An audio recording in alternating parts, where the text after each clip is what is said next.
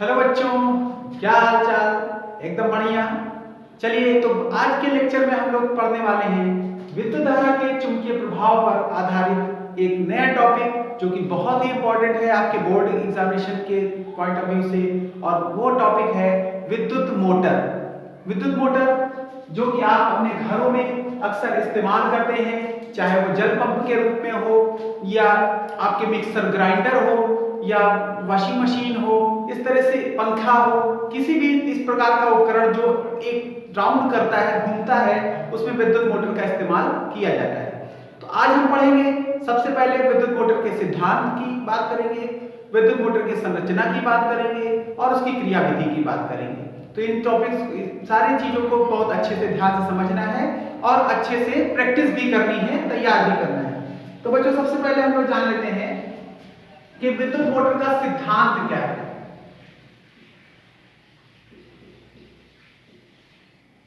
तो विद्युत मोटर का सिद्धांत बच्चों कि जब हम किसी कुंडली में धारा प्रवाहित करते हैं, किसी कुंडली को किसी चुंबकीय क्षेत्र में रखते हैं और उसमें धारा प्रवाहित करते हैं, तो आपने पढ़ा है कि जब किसी चालक तार को किसी चुंबकीय क्षेत्र में रखा जाता है और उसमें धारा प्रवाहित की जाती है, तो उस पर एक बल कार्य करने लगता है, ठीक है ना। तो इसी तरह से जब हम किसी कुंडली को, वो एक बंद कुंडली हो, एग्जांपल के लिए मान लीजिए कि ये एक तरह से एक बंद कुंडली है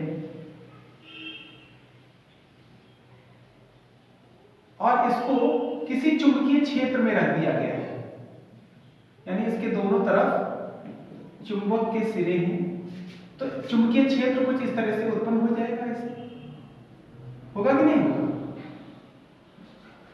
ठीक है, इस तरह से चुंबकीय क्षेत्र है और इसमें जैसे ही आप धारा प्रवाहित करेंगे, इस तरह से तार में धारा प्रवाहित होगी, तो इस क्षेत्र के कारण इस तार पर एक बल कार्य करने लगेगा। ये बल कुंडली, इसके दोनों सिरों पर बल लगेगा और ऐसे बलों को हम बलयुग्म कहते हैं। क्या कहते हैं? बलयुग्म। जब दो समान बल यानी समान परिमाण के बल विपरीत दिशाओं में कार्य करते हैं, यानी दो समान परंतु विपरीत बल जो है किसी वस्तु पर लग रहे हों और वो वस्तु अपनी जगह घूमने के लिए स्वतंत्र होती है, तो ये बल बलयुग्म कहलाते हैं। और ये बल किसी वस्तु को घुमाने का प्रयास कर देते हैं, यानी घुमा देते हैं। अगर वस्तु घूमने के लिए स्वतंत्र है तो वस्तु घूमने लगती है।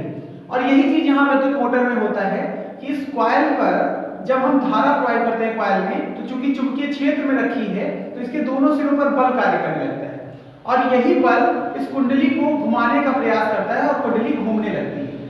ठीक है, ये हो गया इसका सिद्धांत। यानी जब किसी कुंडली को किसी चुंबकीय क्षेत्र में रखकर धारा प्रवाहित करते हैं तो कुंडली पर एक बलयुग्म कार्य करता है और वो बलयुग्म कुंडली को घुमाने का प्रयास करता है। कुंडली चूंकि अपनी धुरी पर घूमने के लिए स्वतंत्र होती है, इसलिए वो घूमने लगती है।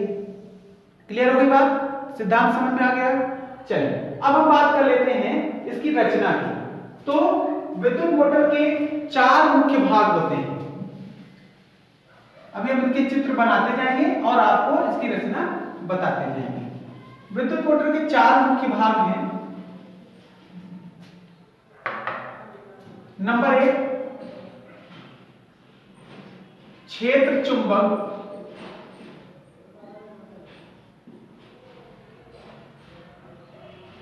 नंबर 2, आर्मेचर या कुंडली।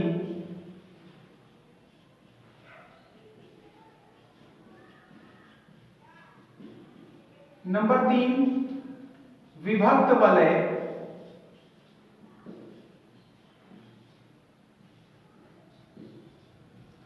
और नंबर 4, ब्रुश। ठीक है, ये चार मुख्य भाग हैं। चलिए, तो सबसे पहले हम क्षेत्र चुंबक की बात कर लेते हैं। क्षेत्र चुंबक क्या है कि ये एक शक्तिशाली चुंबक के ध्रुव खंड होते हैं।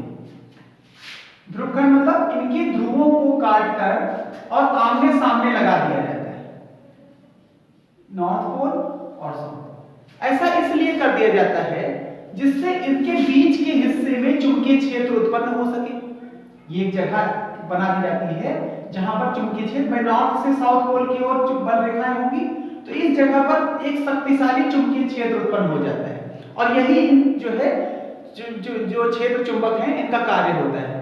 ठीक, फिर से समझ लो, ये एक शक्तिशाली चुंबक के ध्रुवखंड होते हैं जिनको आमने सामने विपरीत ध्रुवों को लगा दिया जाता है, जिससे इनके बीच के क्षेत्र में जो है एक शक्तिशाली चुंबकीय क्षेत्र उत्पन्न हो जाता है।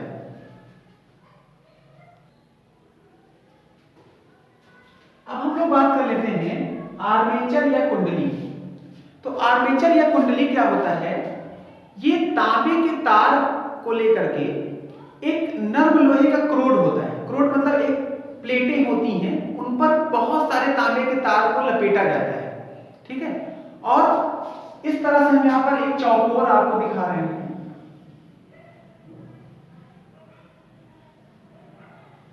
हमने मान लिया कि ये ABCD एक कुंडली, ठीक है। तो ये नर्म लोहे का क्रोड होता है, उस क्रोड पर तांबे के तार के बहुत सारे फेरे लपेटे जाते हैं, उसको हम कुंडली या आर्मेचर कहते हैं। आप कभी पंखे वगैरह जब खोले जाते हैं तो उसमें देखिए तांबे के तार के लिपटा हुआ गोल गोल होता है, उसी को हम कुंडली कहते हैं।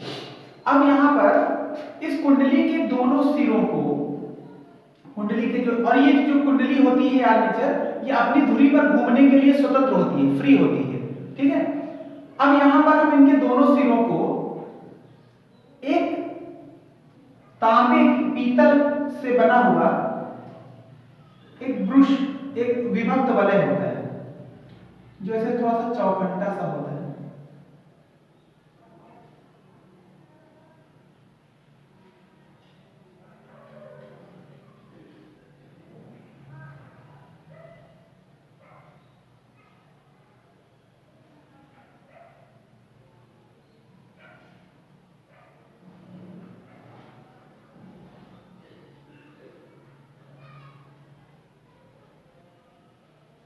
इस तरह से पीतल के गोल छल्ले का कटा हुआ भाग होता है, मतलब एक गोल छल्ला उसको बीच से काट दीजिए, वो होता है विभक्त वलय। ठीक है, अब इन जो ये आर्मेचर के दोनों सिरे होते हैं इनको हम विभक्त वलयों से जोड़ देते हैं।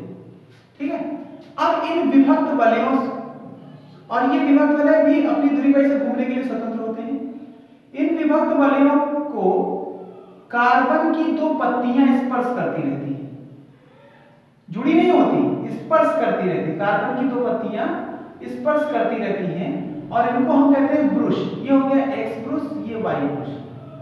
ठीक है, कार्बन की दो पत्तियां इनको स्पर्श करती रहती हैं, ये टच करते रहते हैं। अब इन ब्रुशों का संबंध जो होता है वो बाह्य परिपथ से होता है।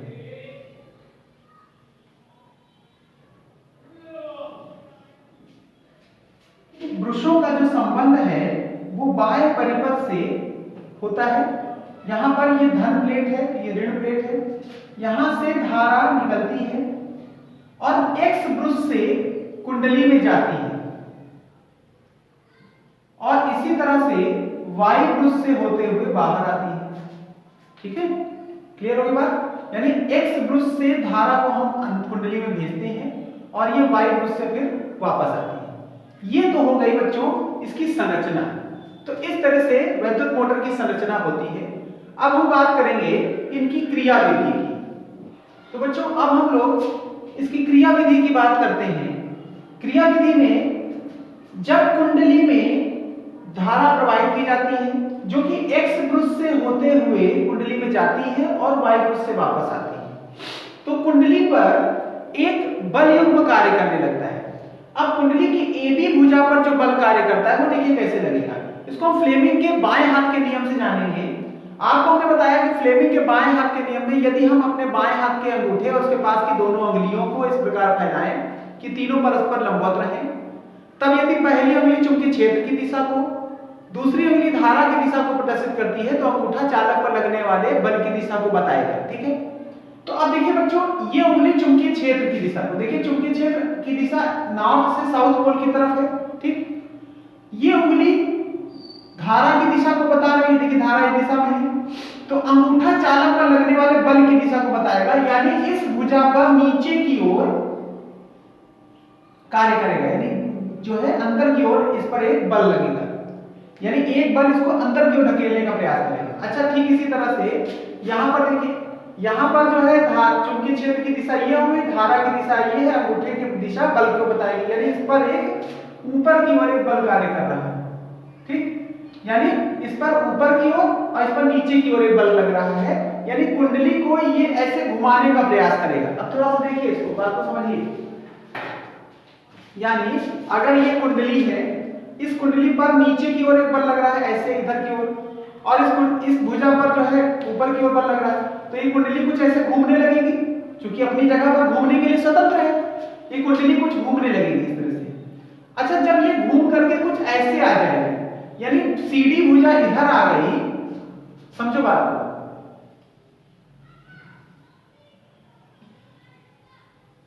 अब आ गई सीधी भुजा इधर और AB भुजा इधर, ठीक है, AB में धारा की दिशा ऐसे है, CD में धारा की दिशा ऐसे है, तो अब यहां पर बलयुग्म भी तो बदल जाएंगे।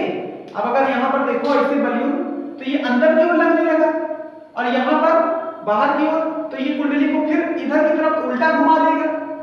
भाई जब अब यहां पर ऐसे कुंडली घूम गई है, अब यहां पर बल ऊपर क्यों लग रहा है, यहां नीचे लग रहा है, तो फिर इस कुंडली घुमा देगा ऐसे वापस उल्टा कि नहीं, ठीक है। तो यानी अगर हम कुछ अलग व्यवस्था नहीं करेंगे तो कुंडली ऐसे आधा आधा चक्कर ऐसे से घूमती रहेगी, यानी कुछ जो है पहले ऐसे ऐसे घूमेगी और फिर वापस ऐसे घूम जाएगी, यानी पूरा चक्कर इसका हो ही नहीं पाएगा। तो अब क्या करते हैं, इस स्थिति में काम आता है आपका विभक्त वलय।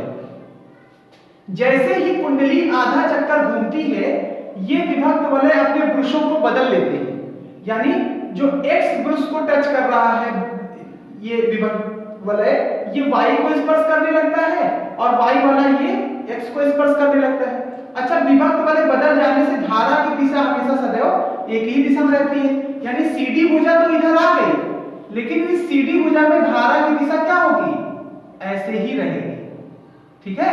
अच्छा, अब क्या हुआ कि जब धारा की दिशा यही है, अब यहां पर देखिए धारा की तो बल कैसा लग रहा है, नीचे की ओर, और यहां पर ऊपर की ओर, यानी कुंडली ऐसे ही घूमती रहेगी एक ही दिशा में, ठीक है भाई। जैसे यहां पर जब एक कुंडली आधी घूमी, तो ये विभक्त वलय इन्होंने बदल लिया, तो अब ये जो CD में जो धारा जा रही थी, उस वो वाला ब्रुश इधर आ गया, यानी धारा इधर से जाएगी, तो CD भुजा में धारा इधर ही तो बहने लगी, ठीक, और AB भुजा में इधर की ओर बहने लगेगी, तो जिससे कि कारण जो बलयुग्म लगेगा, वो बलयुग्म एक ही दिशा में कार्य करता रहेगा, और कुंडली हमेशा एक ही दिशा में लगातार घूमती रहेगी, और इस प्रकार से वो अपना वर्क करती रहेगी। बात समझ आ गई ना, ठीक है। फिर से इसको बहुत कायदे से क्लियर कर लेते हैं कि जब हम कुंडली में धारा को प्रवाहित करते हैं, तो कुंडली पर एक बलयुग्म कार्य करने लगता है। AB भुजा पर ये बलयुग्म नीचे की ओर, CD पर ऊपर की ओर, और कुंडली जो है वो वामावर्त दिशा में इस तरह से ऐसे धुरी पर अपने घूमने लगती है, वामावर्त दिशा में।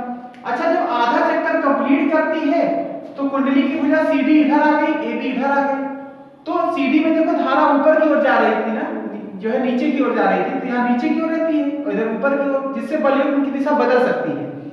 उस स्थिति में यहाँ जो विभक्त वलय होते हैं, ये अपने ब्रुशों को बदल लेते हैं, जिससे ये वाला ब्रुश y, ये वाला विभक्त वलय y ब्रुश को, ये x को स्पर्श करने लगता है।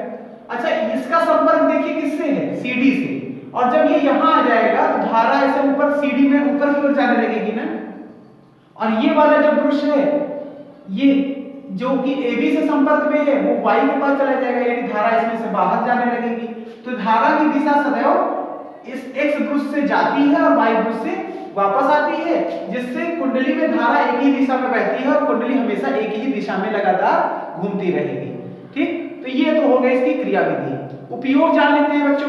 तो जो विद्युत मोटर है, उसका उपयोग हमने स्टार्टिंग में ही आपको बता दिया है कि जितने भी ऐसे उपकरण होते हैं जो कि राउंड में घूमते रहते हैं, उनमें विद्युत मोटर का इस्तेमाल किया जाता है। जैसे आपका जल पंप, पानी को खींचने वाला, जिसको टुल्लू कहते हो, टुल्लू बोलते हैं ना घर में, जब मोटर बोलते हैं तो मोटर जो लगा होता है वो विद्युत मोटर का इस्तेमाल किया जाता है।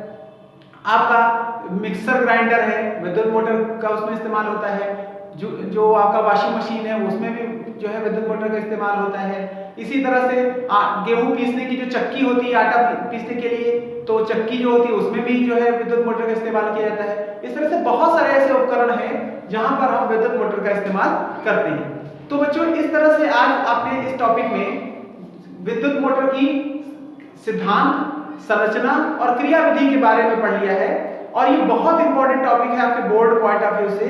और इन टॉपिक्स को अच्छे से विद्युत मोटर की संरचना को कायदे से 2-3 बार वीडियो को अच्छे से देखिए और अच्छे से समझिए और इसको बढ़िया से प्रैक्टिस करिए। तो आगे के लेक्चर में हम लोग नेक्स्ट वीडियो में मिलेंगे, तब तक के लिए गुड बाय।